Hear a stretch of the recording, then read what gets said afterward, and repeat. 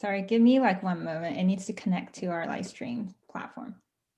I'm going to mention a little bit about in the very beginning, in the intro, about not only the impact of the movie, but some of the computer graphics. You had a brain image. Give me like one moment. Yeah, the interfaces are interesting now.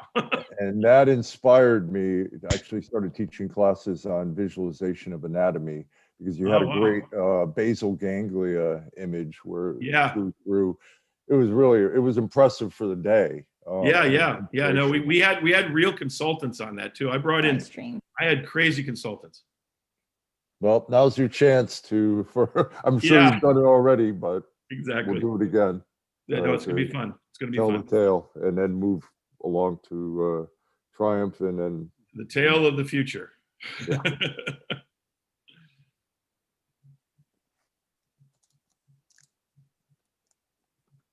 Can you guys see do you guys see the presentation, or do you see my notes? I see I see tech meets mental health, only that.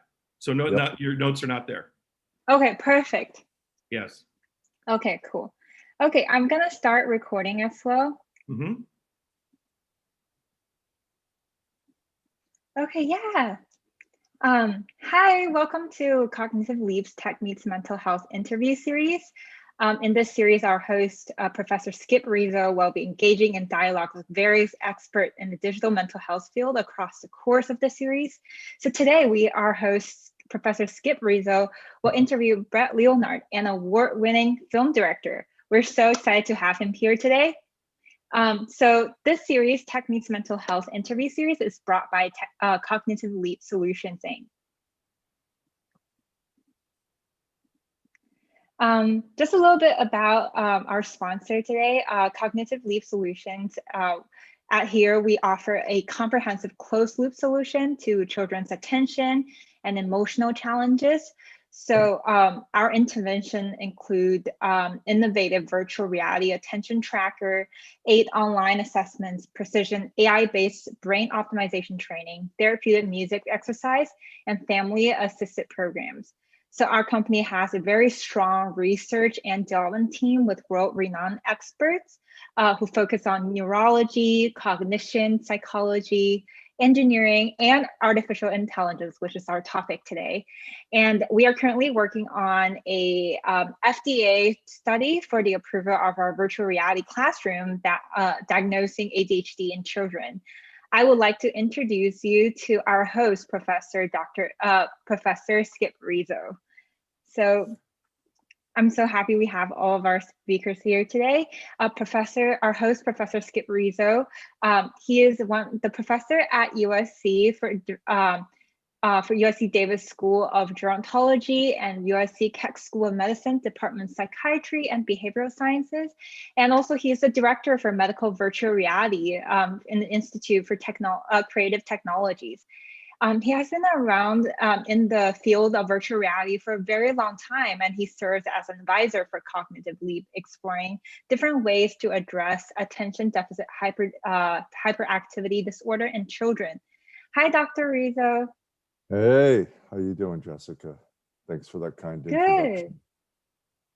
Good. You're welcome. Do you want to introduce our speaker? Yes, I don't want to eat up a lot of time because we've got a lot of ground to cover, but Brett Talbot, that's a guy I work with, Brett Leonard, it has been an inspiration for me over these years, going back to the very early days when I first became familiar with VR, and it was partly through watching the movie Lawnmower Man, and we'll touch on that, and we'll talk about the old days a bit, and then move forward into the future. One of the things, and to kick this off with Brett, is I just got to say, when I watched that movie in the early 90s, I was just like blown away. And the computer graphics of the day, maybe now you look at it and go, oh, we could do it better. But it was just a pivotal transformation in how you told the story and what the elements of that story involved. And aside from the VR component, you had some sequences in there that were computer graphics of a brain and flying through the brain, the basal ganglia that sticks out. And that inspired me to actually start teaching seminars on visualization of brain and body using advanced technologies like this. When I grew up, I learned that stuff from two-dimensional line drawings that were just horrific.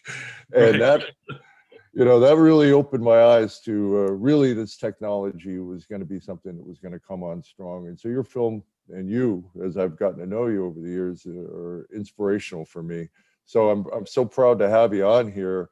And so why don't we just start off by, telling us about those days and the movie and how it got started, and we'll start there. Absolutely. Well, first of all, thank you for that amazing introduction. And first of all, for a storyteller, to have an effect on people that are actually doing healing work in the world, I can't even tell you where that ranks on my priority list of just making me feel great, because it's amazing to tell a story and have, inspire people, and that aspect of it is been one of the things with this particular film, The Lawnmower Man, that just has been a consistent thread from the moment my partner and I, Jamil Everett and I, really conceived of the film until this moment. And it's now, weirdly enough, and we'll talk about this a little bit later, it's almost like I've entered the movie I made 30 years ago.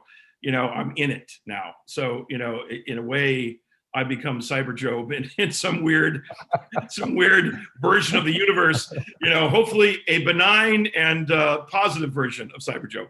So, but anyway, the Lawnmower Man started as a short story by Stephen King called The Lawnmower Man, which was 7 pages long and was about a guy who was chased by a telekinetically controlled lawnmower from a supernatural being from the world of the god Pan, who was chasing him because and this character that was being chased by this telekinetically controlled lawnmower was an abusive father. Okay, so that was the kernel of it, but I had made a film called The Dead Pit. And The Dead Pit was a zombie movie. It was my first film, and it was successful. And it's still one of my favorite films, by the way. If you like zombie movies, go check it out. But that got me the interest of these guys that owned the rights to the Lawnmower Man short story, which had Stephen King's name on it, of course, which is a very valuable thing in the film business, in any business. And I was a huge fan of Stephen King, so that was all good. What I realized is I couldn't make a movie out of that short story. It was just too small an idea for a whole feature film. So I had to basically graft on some other component. Now, this is where my, sort of aggressive, ambitious young filmmaker side comes in.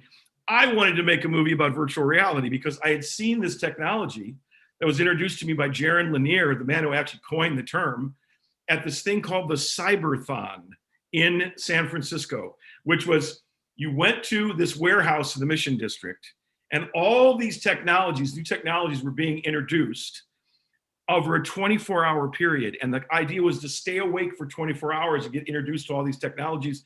Of course, it's San Francisco in, the very early, 89, actually. It was the year my film Dead Pit came out. And so, we went there, did the attendant chemicals that are necessary, and we're up for 24 hours going into these incredible work. And there's Jaron with his company VPL, throws a headset, and I was just hooked. I was like, this is going to be the future. That's all I knew. And as a storyteller and as a person who had read so much science fiction, which of course dealt with issues of virtual reality, it's not like it hadn't been introduced. Werner Vinge introduced the idea many, many, many years ago. Right. So, I just said, I want to make a movie about this. And that's where it started. And when I got the chance to make a movie about the Lawnmower Man, I thought, I think there's a way that I could graft this idea onto this idea of a guy being affected and transformed by virtual reality. And he starts out as the Lawnmower Man in this small town, right? So I took that character, not connected to the god Pan or any of those things, but just the character. And then there's one scene in the film, which is the exact dialogue from the short story, which is when the next door neighbor gets, mowed literally by a lawnmower that's telekinetically controlled by Job at that point, who's been modified by virtual reality. Every single beat of that scene after that with the cops is from the short story. So I was trying to honor Mr. King as much as I possibly could.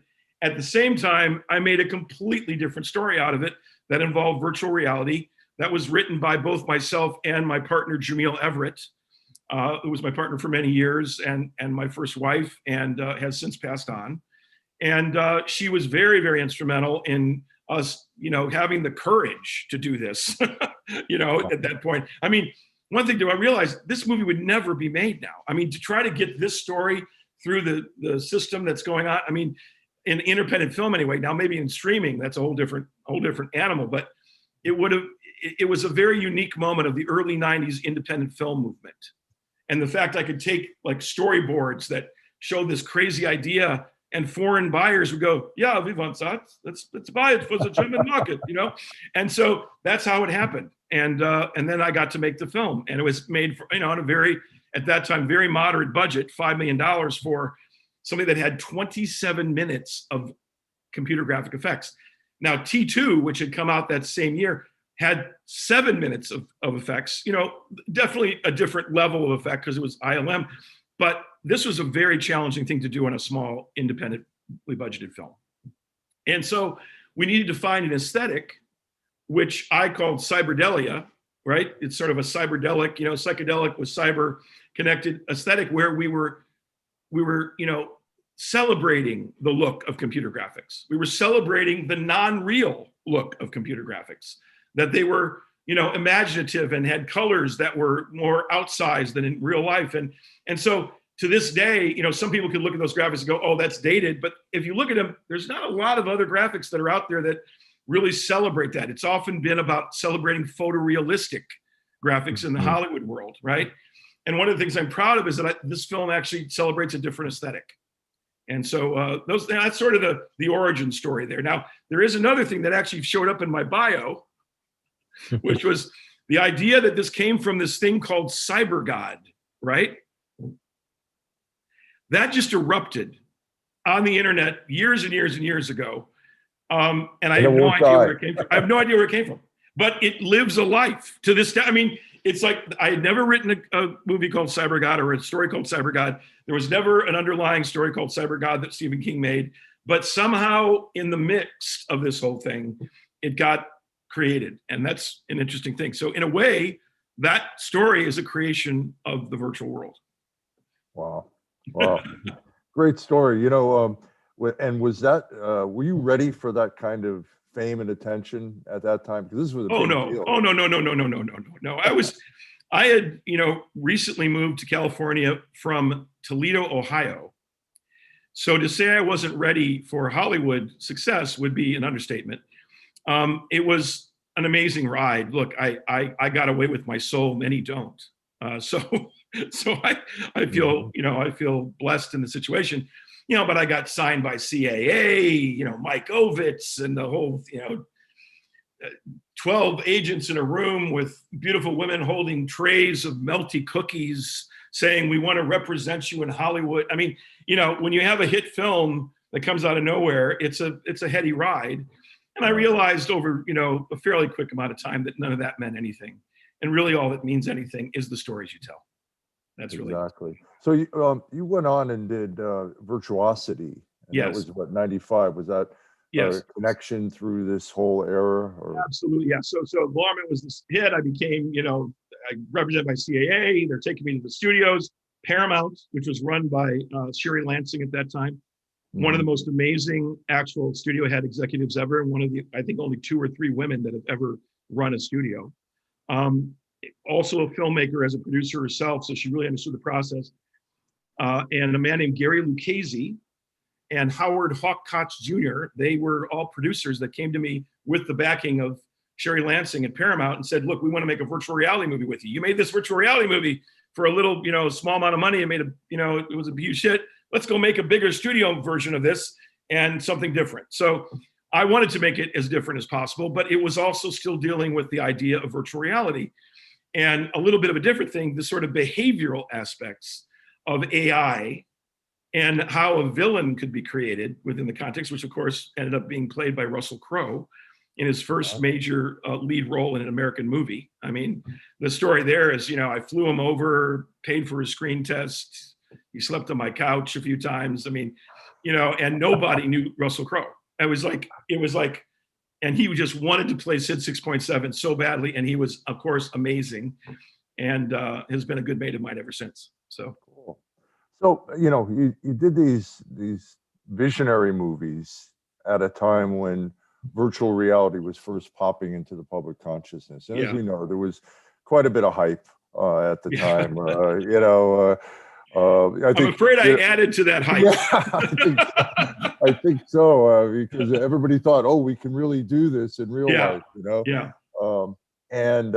But then, you know, right around when Virtuosity came out, you know, virtual reality kind of took a nosedive in, you know, the Gartner group, say, putting it in the trough of disillusionment, and, you know, people saying, oh, it was a failed technology. I mean, a lot of the folks I knew, you know, we saw this vision and knew that eventually it was going to arrive, which I believe it has now. But back then, you know, there was a lot of controversy, and, you know, I remember going to SIGGRAPH and, and seeing headsets all over the place in 93, 94. 96, there wasn't one headset on the exhibition floor, you know. So there was like this sharp drop off. Yes. What was your impression? Well, look, at the very beginning of Lawnmower Man, there is a textual comment that says, by the turn of the millennium, virtual reality will be ubiquitously in culture. I mean, so I put it out there, man. And so, but here's the thing, in a weird way, I was immune from that disillusionment because I had told us at that point, 2 stories about it. And those stories were successful. And they stimulated people like yourself and stimulated, you know, the thought. And I always knew it was going to happen. I didn't think it would take this long, in all honesty. I mean, I thought it was going to be somewhere in the 2000s. And there were some other things we had to go through here, you know, smartphones and the development of all kinds of other aspects that connect to this technology for delivery, especially.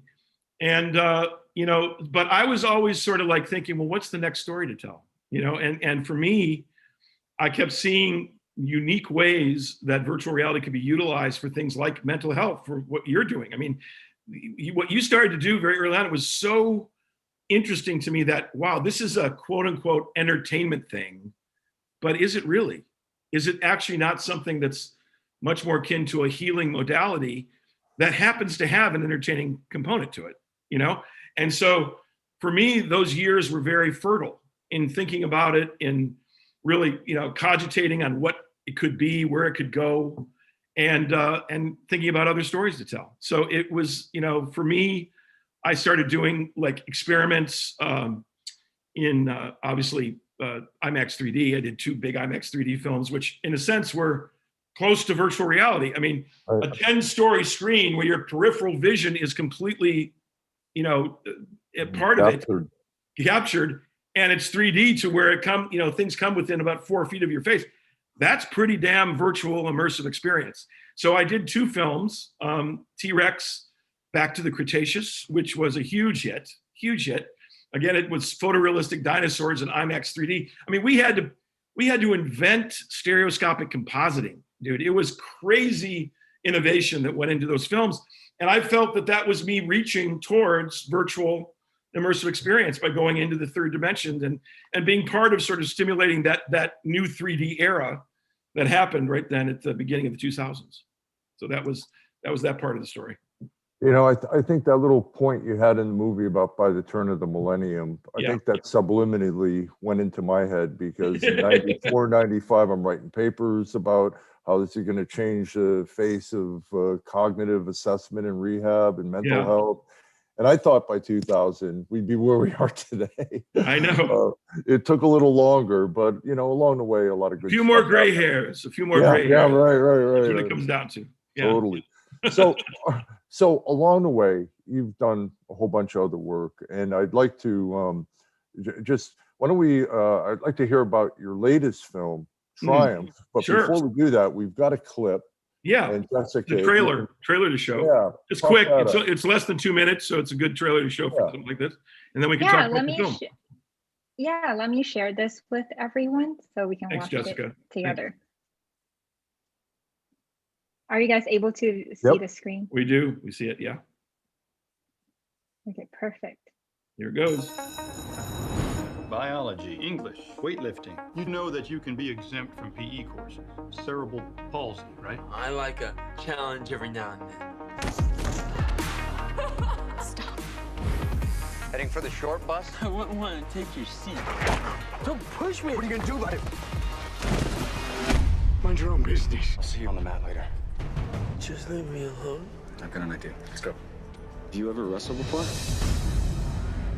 Wrestling is a real serious sport. There you go, you got him! It requires a great deal of athleticism and control. It's very dangerous. Give me one chance. Okay. I'm a stack of 8. Knock it out 3 times, then you can try out for the wrestling team. Mike, it's okay. No!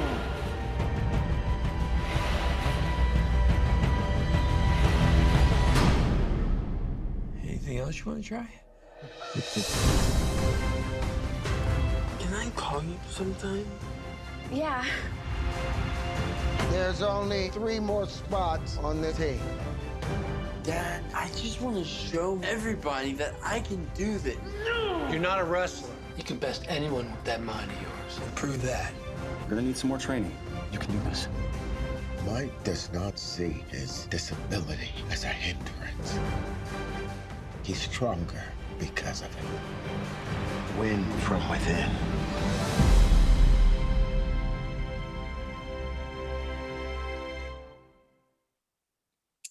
There it is. Yeah, yeah. So that's a different movie than Lawnmower Man. Yeah, look, one of the things I like to think of myself as a throwback to old school directors of the golden age of Hollywood, like William Wyler, who made a different genre every 6 months. He got to play in all the genres. I love playing in all the genres. Obviously, I'm known for science fiction and VR and thrillers and all that. But and I love those genres, by the way, and I'm going to continue to work in those genres. But to do an inspirational sports story that had this differently abled theme to it has been one of the greatest experiences of my life as a filmmaker. I just came back from a promotional tour because it's open nationwide, April 30th in Cinemark theaters across the country. So if you have a Cinemark theater near you to go see the movie, it's great to see it on the big screen. We actually have a big screen window of distribution, which is very rare these days for a smaller independent film. And many of the premieres, the charity premieres, we're working with the United Cerebral Palsy Foundation and R.J. Mitty, who has cerebral palsy as an actor, very famous from Breaking Bad. He is a real spokesperson and icon in that world. And it's been an absolutely overwhelming experience to watch it with audiences across the country, a lot of disabled children and their families. I mean, it's been overwhelming. The response has been incredible, and it's just been very inspirational and has touched my heart in a way that's very rare in this business. I think that this movie will have long legs, so to speak. Yeah, it's a feel-good movie, guys. If you want to see a feel-good movie, this is a movie that makes you feel good. It's also about a real thing. It comes from a real life, so it's authentic. But it is a kind of throwback to feel-good Hollywood movies, which kind of have gone by the way of the dinosaurs these days. And I love making both new style movies and old style movies, and this one has a mix of both. Well, I think it'll be one that that underscores the title, Triumph. Yeah. Underscores people overcoming adversity, and it's a big and not being labeled, not being limited.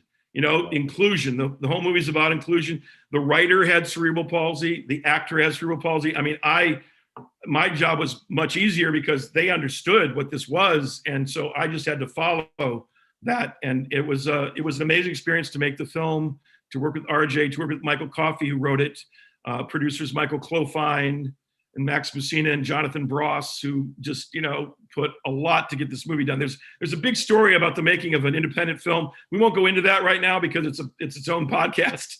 But this movie took 6 years to get to the screens. 6 years. Yeah. Well.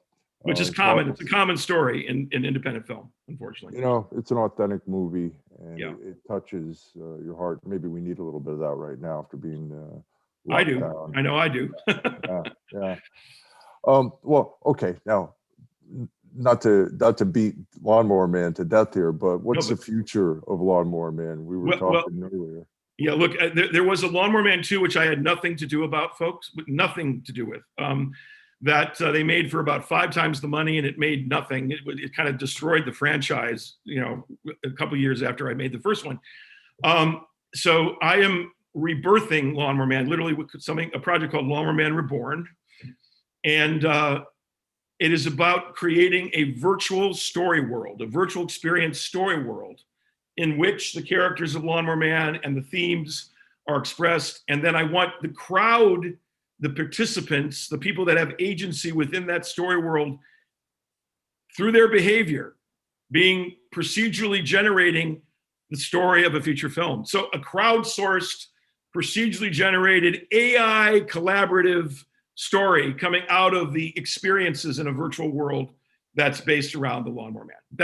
That's what I want the future of the Lawnmower Man to be. Now, we're still a little bit away from being able to deliver all those things, but not as far as you think. And so I'm very strongly working on getting that project really off the ground. Well, when I hear you talk about it, I think to myself, whereas the original was really looking ahead way into the future and visionary and taking a lot of license, this is something that is actually kind of close to reality now. Yeah, exactly. It's a 5 minutes in the future kind of idea, and to see what all this idea of the virtual world and value in the virtual world, the idea of universal abundance being connected to things like NFTs, the blockchain, crypto, all of these things are part of the virtual reality discussion. They're all virtual. And we are creating essentially a digital twin, a virtual world that we're going to interact with on the foundation of what's called spatial computing. And, that's the trend that's now starting to be created. And virtual experience, VX, as I like to call it, sits as a skin on that spatial computing, foundation. And how we interact with this digital twin, how we interact with each other, what happens to the nature of human intimacy, what happens to the nature of value. Right now, the idea of value is way being disrupted through the NFT world, through crypto and the blockchain, in a way that I think is actually evolutionary and transformative. And so I think there's a lot of great utopian stories to tell around the virtual world and the digital twin, but we also still have to keep our little cautionary notes in there, which of course the Lawnmower Man and Virtuosity were both cautionary tales. Right, exactly. What's your view of the current state of VR and how you see it being used and some of the things that get you excited about the field generally, aside from the movie filmmaking element of it? So I've moved into making real VR in the entertainment sense. I shot a movie called Hollywood Rooftop, which was shot in all 360 VR video and simultaneously traditional cinema. And I'm combining the two into an immersive experience that uses the frame, uses cinematic language, and yet you're still in an immersive mise-en-scène. So that's it, just that, which sounds like a very simple idea, like bring a 2D movie and an immersive movie together. No one's really done it, and just playing with that's an experimental thing. So that's a multi-year project I'm on now. We've shot it; it's in the can. We've been going through post. It's all self-funded, so it's a very experimental project. Seek, Mary Spio of Seek was the original financer on this, and her company has gone through a lot of actually amazing changes, and so we're going to get this out there. But it's a combination of VR and traditional cinema in a way with a character-driven, dialogue-driven story. It was written by Mona Lisa Maru, also starring her and a number of her friends from Stella Adler, who were theatrically trained. So I was able to stage them in the three-dimensional space in a way that was very cogent to how you need to stage for virtual reality. And yet we then went in there with two, second half of the day, went in with 2 traditional cinema cameras and shot it like a movie. So it was a crazy sort of, head game to do that. And the post-production is a whole other thing, because we're trying to create a language that involves cinematic language. The frame doesn't throw it out, and yet involves immersion. So there's that. That's one of the things that I'm on. But, in terms of what's going on, we're in an amazing moment, Skip. We're in a moment where all this different technology that it's in its own silos is about to pop. And the critical component is, how do we synergize it together, and with what intention? And that kind of gets to, some of the things that you and I are involved with together, which is the idea of using virtual experience in a healing modality connected to new things like, I'll say it, the psychedelic renaissance, which is now utilizing microdosing of psychedelics for mental health issues and showing more efficacy than any other, drug protocols. By the way, there was a front page story on the New York Times 2 days ago about that. So this is not some fringe thing. This is a very real thing that's moving into the mainstream. So we're going to tell mainstream stories about that. And we're also going to create ways of delivering set and setting in a virtual environment that is, connected to these new technology stack that's starting to happen. It hasn't been brought all together yet. I'm still, mostly unimpressed with most of the VR that's been created, because look, I'm a guy from Toledo, Ohio. If it's not going to play for a guy walking down the street in Toledo, Ohio, it doesn't play for me. I want the mass audience. I want the ubiquity. And in order to get to that, we need to make this even more compelling than it is right now. And so I think the moment to do that's now. Well, I want to touch on the virtual psychedelics in a minute here, but I want to ask you one more question about the translation of traditional filmmaking to the potential of immersing people in the story. We've tried doing this a number of times with some of our PTSD work. Our PTSD work is primarily made to inspire a narrative. You put people into a narrative. And then a transformative narrative, right? Yeah, so they can confront and reprocess, difficult experiences. But I know when VR started to really kick in, again in 2015, 14, in that era, there were a lot of people from the traditional film industry that didn't have your background, but that wanted to get on the bandwagon. And there were a lot of wreckages along the way. Oh, yeah. Not a simple translation to tell a story in an immersive environment. Look, it's a new language. I believe there are things we learn from cinematic. I mean, there's a larger discussion to be had around, is virtual reality part of cinema? Is it part of this, expression of that art form and that art form evolving? I believe it is. I'm a cinema guy, right? I start with cinema. I start with the history of cinema. I become a person that tells stories cinematically. And so for me, VR and virtual experience is an extension, a very unique transmortification extension of cinema.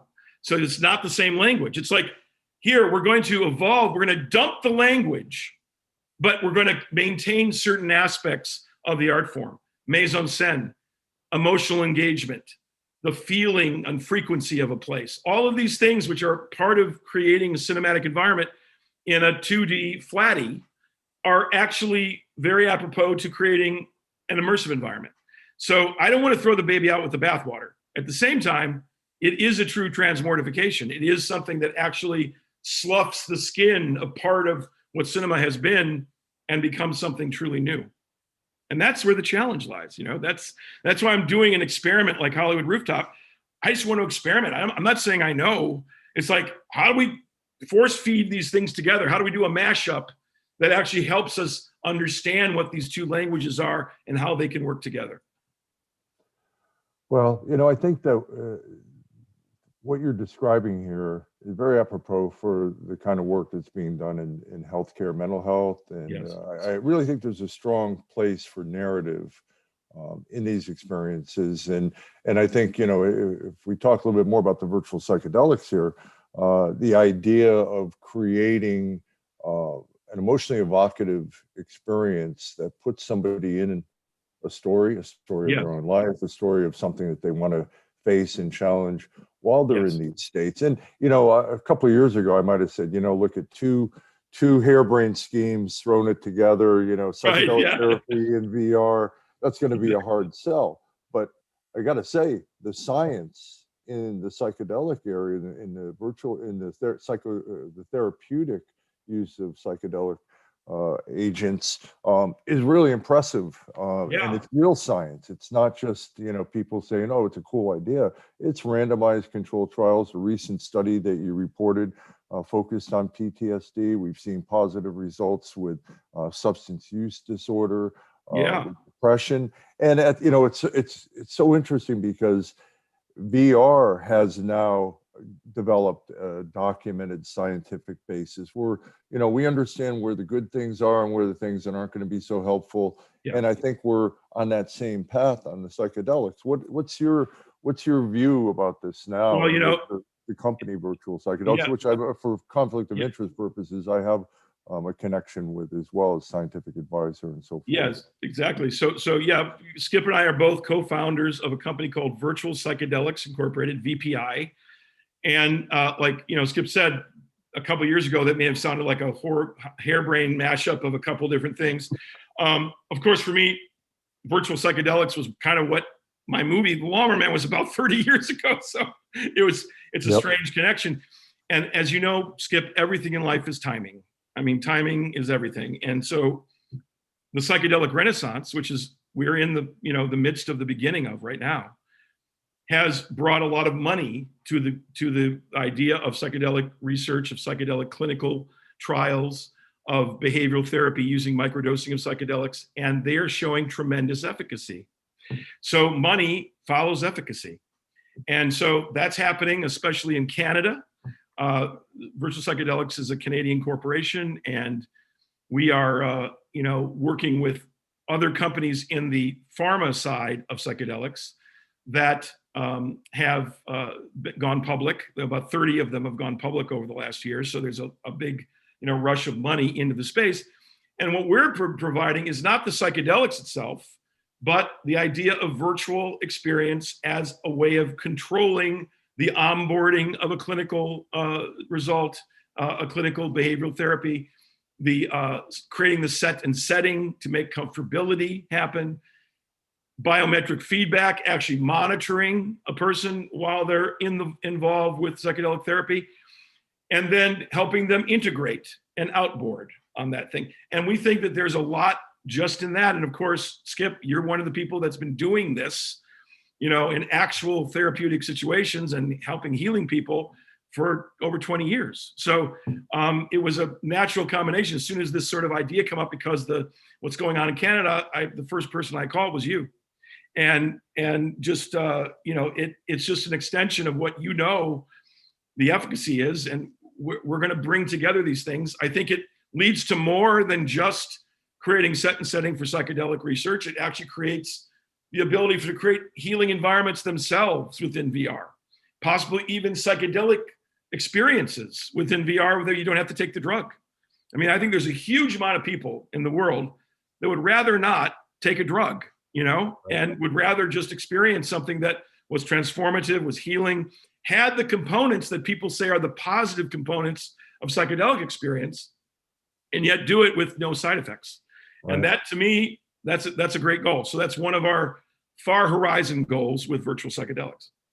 Well, I see a place for VR, not for whole 6-hour therapy session, but strategic junctures where if somebody, depending on what the clinical target is, with a good clinician in there working in collaboration with the client, to at a certain point, they may want something that's more meditative, more inward, some kind of an experience that takes them away from their immediate surroundings while they're initially having this experience.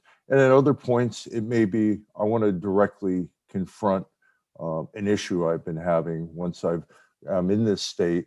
And here's a virtual experience with a virtual person that I have to talk to, or I have to go to a place that I've been avoiding, or, it's just, to me, this is a wide open area.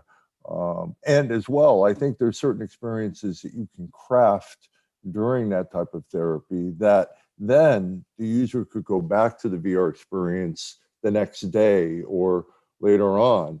And even by, a classical conditioning behavioral experience, you had that experience in the session.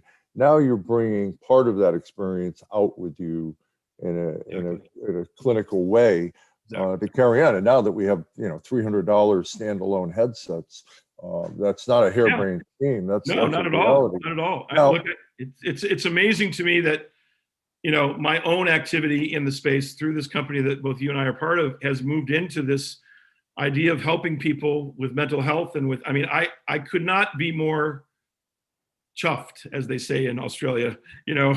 I lived there for a while, so I got some of the terms. To feel that storytelling has led me to this point where it actually can help people.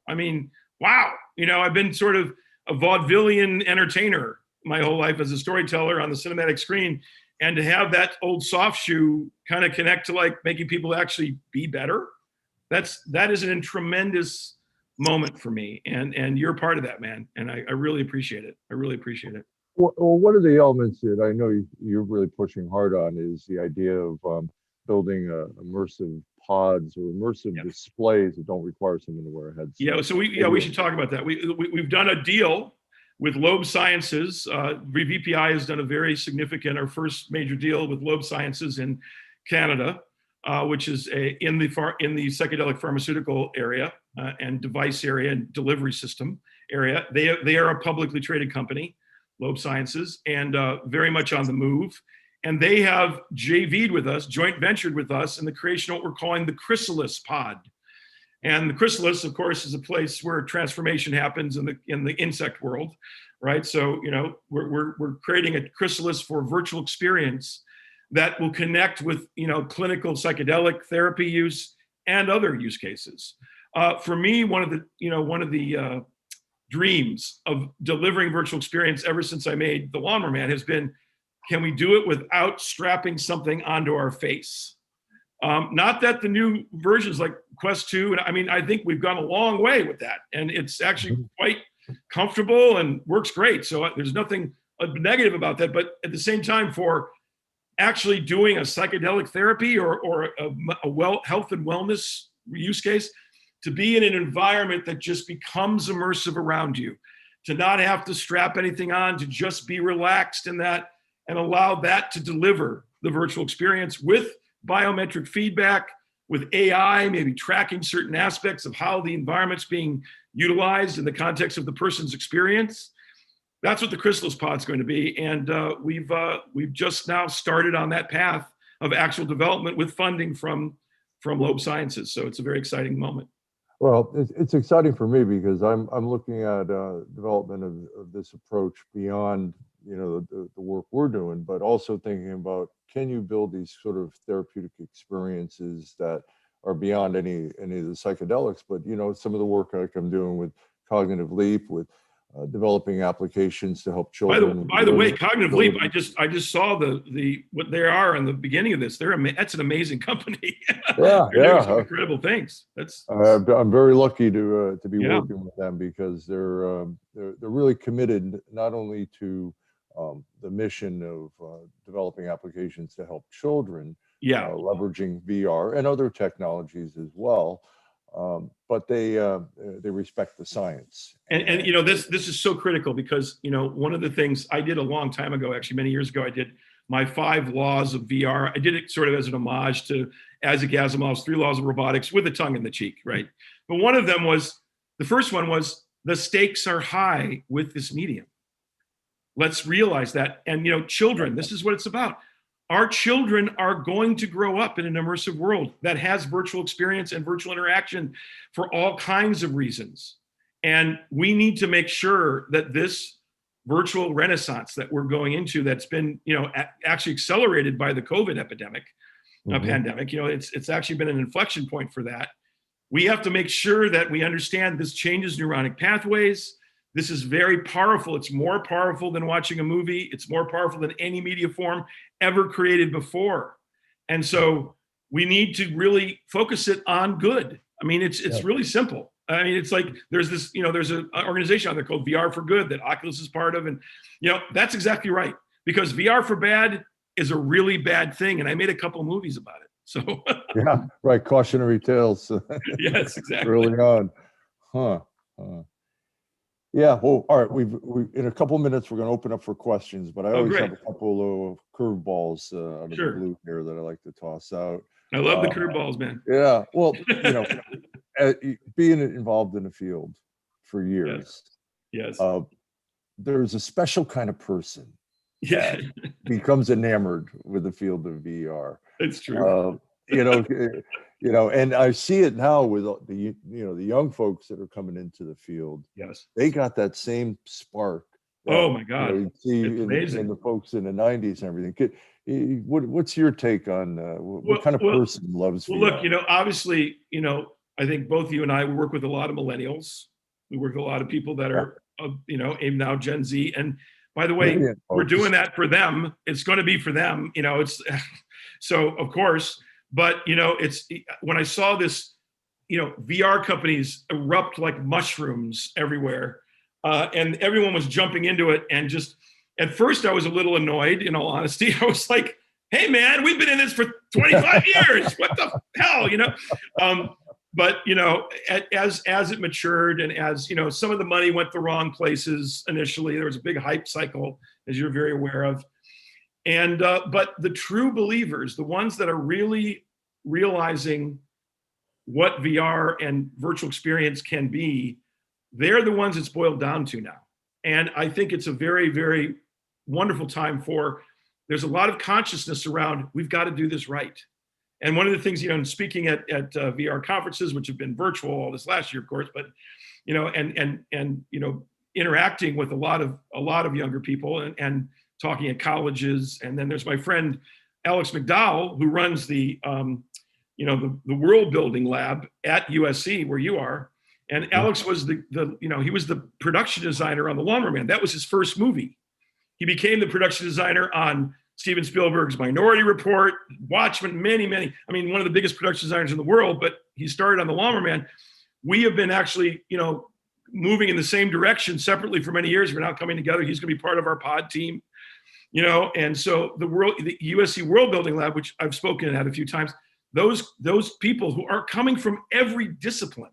That's the thing. This is not about just people wanting to get into the movie business or the entertainment business. This is people from architecture and civic planning and healthcare and economics, all coming together. It's a truly multidisciplinary group of people, and that's what's so amazing about it for me, because it stretches me. It's a big yoga stretch. Exactly. I have that same experience all the time with people from different disciplines, that if I was in my field in a traditional format, I would never have a conversation with them. I wouldn't know about what they know. Exactly. That inspires you to think about your work in a different way. And I think that's one of the critical things with virtual experience, with VR, with this whole idea of creating the virtual world. We need to understand it is a much greater multidisciplinary process than any media production has ever been before. I made big special effects feature films. Yes, that's a big Megillah. It ain't as big as what this takes. This takes a lot more openness to different language systems, openness to hugely out of the box viewpoints of what's going on. And that to me is actually part of the, really the benefit of it. It's again, stretching me to really open myself to all kinds of other new things. And it just naturally happens with VR because, as you said, the kind of person that's brought into this, they're very unique people. Last question, and then we'll dig into the audience questions. Do you think you could ever retire? No, I don't believe in retiring. There is no retiring. John Huston was directing The Dead from the James Joyce book on the set with an oxygen tank, barely alive. He's directing his daughter, Angelica Huston. I mean, I'm of that ilk. I want to be directing when I go. Yep. Yeah, I get it. I'm there with you. I'll be there with you. Cool, man. Okay, well, Jessica, do we have some questions from the audience that we can do? Yeah, we have a lot of questions from the audience. Let me just share the screen and we can get started. I'll basically mention a couple of them that I think it's really worth our time to talk about. Sure. So someone during the talk, you mentioned that you're in the middle, maybe potentially making the rebirth of the Lawnmower Man. Someone asked if it's possible to watch it through a VR platform, where have you some thoughts on that? Yes, it will be viewable through VR platform, but it's not the VR platforms that necessarily exist right at this second. It's going to be, there's a whole new era of computing happening called spatial computing. I really encourage you to go. There's actually a book called The Spatial Computing Revolution, I believe, by Dan Mapes and his partner in a company called Versus. Dan's a very good friend of mine. Versus has created the spatial computing protocol. It is now a protocol that's been certified by the IEEE as a social imperative standard. So think about this. Those of you that remember the history of the internet, there was AOL, and it sent out a floppy disk or a CD for you to get email. And then TCP/IP came along and HTTP and created the World Wide Web, and then that became the dumbest gated community imaginable, and everything expanded to the $1 trillion economy of the internet. That is about to happen with spatial computing right now. Literally this year is the beginning. And it's a whole new era of computing. That virtual experience will be the skin upon to interact with the digital twin. That's the platform that I want to have Lawnmower Man Reborn go out on. Something that is truly embedded. First of all, there's data sovereignty that is native to the open spatial computing protocol. It's open source, by the way. And there is exchange, fungible and non-fungible crypto exchange native in the code. So imagine if the internet, the TCP/IP had those things native right now, we would be in a very different world. And so this is a very exciting moment, and that's the medium I want to create Lawnmower Man Reborn in. Wow.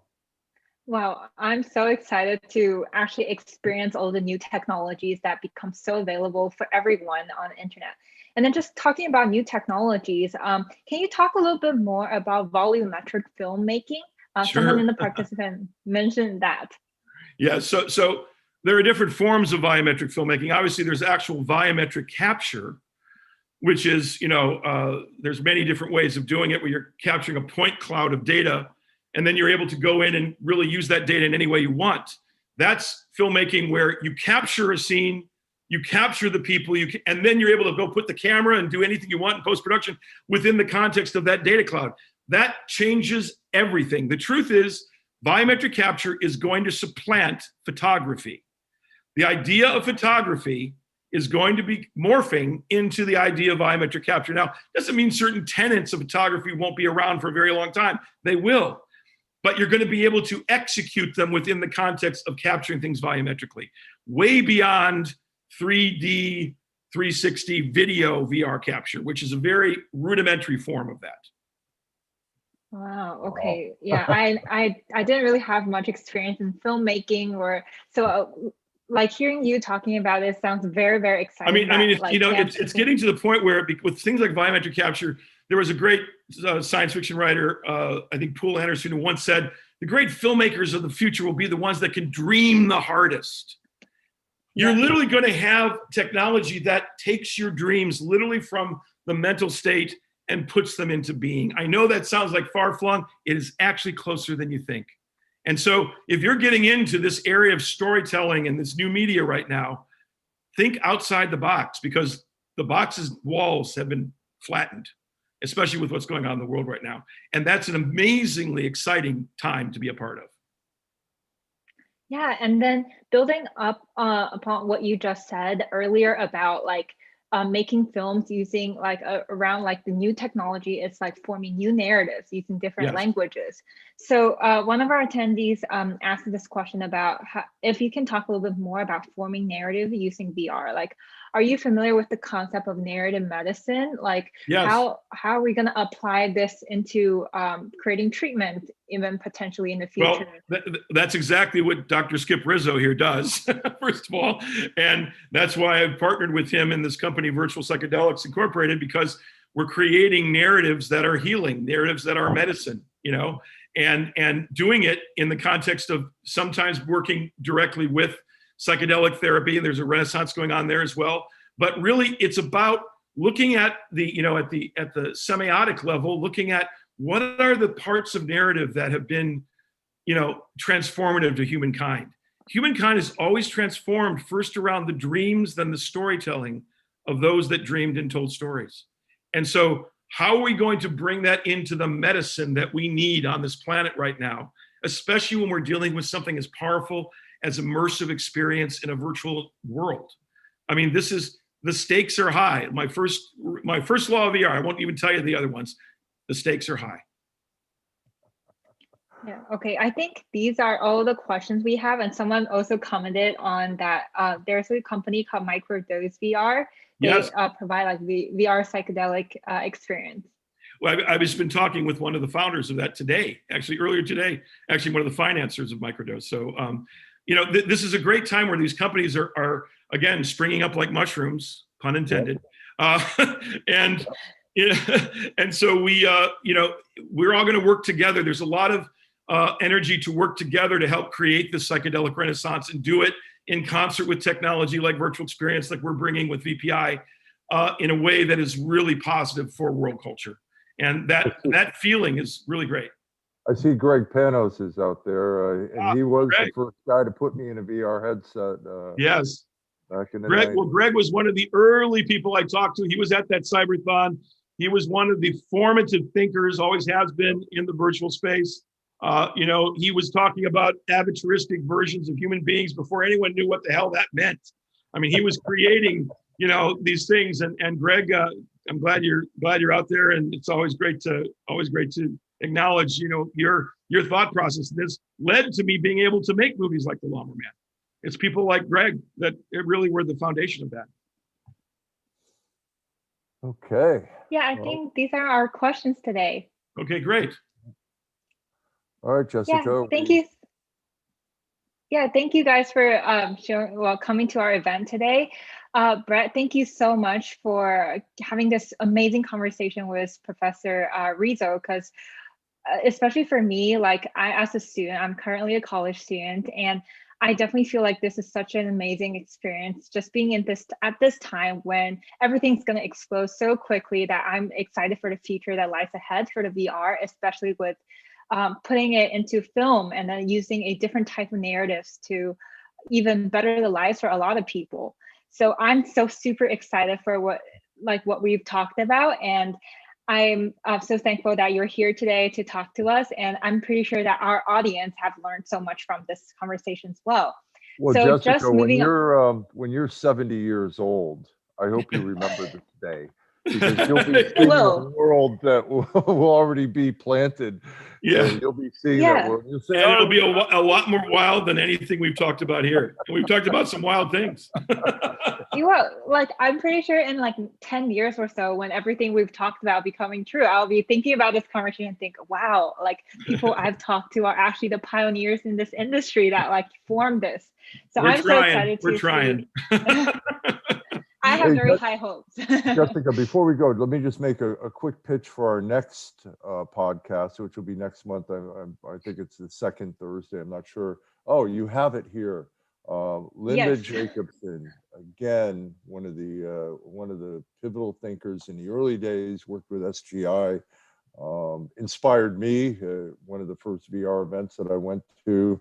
And anyway, so Linda will be joining us next month. Do you have anything you wanted to add or anything, or are we good? Great. I just thank everyone for listening. And Skip, it's absolutely great to talk with you, and also great to be working with you on all these amazing things we're starting to create in the world. All right, man. All righty. Yeah. Aloha. And then one last thing about our cognitive leap, as everyone's talked about, we've working very hard to get this VRAT approved from the FDA, so we can help a lot more kids with ADHD to diagnose them better. So currently we have 4 study sites set up. So if you're interested in participating with children aged from 6 to 13 who are eligible, please scan the QR code at the bottom right corner, and we'll contact you about further instructions on where you can participate. So thank you so much for, once again, thank you for our speaker today and having this amazing conversation. Thank you, Professor Skip Rizzo, for hosting this. And I hope I can see you in our next event.